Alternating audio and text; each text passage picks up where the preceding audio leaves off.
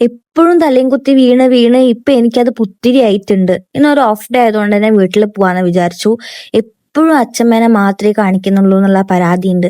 അപ്പൊ ഇന്ന് അമ്മയും അച്ഛനും ഞാനും അച്ഛമ്മയും എല്ലാരും കൂടെ ഫിലിമിന് പോവാന്ന് വിചാരിച്ച്. എനിക്ക് അച്ഛന്റെ മുഖം കണ്ടിട്ട് ചിരി നിർത്താൻ പറ്റുന്നില്ലേ. ഡൈ അടിച്ചതാണ്, ആകെ കൊളായിട്ടുണ്ട്.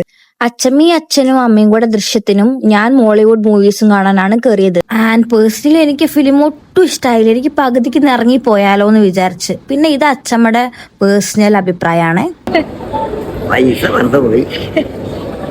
പിന്നെ എനിക്ക് നാട്ടിലൊരു ഷോപ്പിൽ പ്രൊമോഷൻ വീഡിയോ ചെയ്യാൻ ഒരു അവസരം കിട്ടിയിട്ടുണ്ടായിരുന്നു. അപ്പൊ അതിന് പോയി. ആൻഡ് ഈ അംഗനവാടി എന്റെ അച്ഛൻ കൊടുത്ത സ്ഥലത്താണ് വെച്ചിട്ടുള്ളത്. ക്രെഡിറ്റ് ഒന്നും അവർ തന്നിട്ടില്ല, അവിടെ എഴുതിയിട്ടൊന്നുമില്ല. വീട്ടിൽ പോയിക്കാൻ സ്ഥിരമായിട്ട് കിട്ടുന്ന വേറൊരു പണിയാണ് അച്ഛമ്മയുടെ തുണി മിഷീനിലിടുക എന്നുള്ളത്. ഭയങ്കര മാസമായിട്ട് പോയതാണ്. ഞാൻ തല്ലിയും കുത്തി വീണ് കാലുളുക്കിയ പിന്നെ വീട്ടിൽ നിന്ന് വിട്ടില്ല ജോലിക്ക് പോകാൻ വേണ്ടി. ആൻഡ് ഇത് നമ്മുടെ തറവാടാണ്. അവിടെ നോക്കിക്കഴിഞ്ഞാൽ അനങ്ങമലയൊക്കെ കാണാം. ബാക്കിൽ കാണുന്നുണ്ടോ?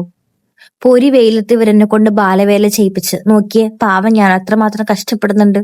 അപ്പൊ അത്രേ ഉള്ളൂ ഗായ്സ്, ബൈ.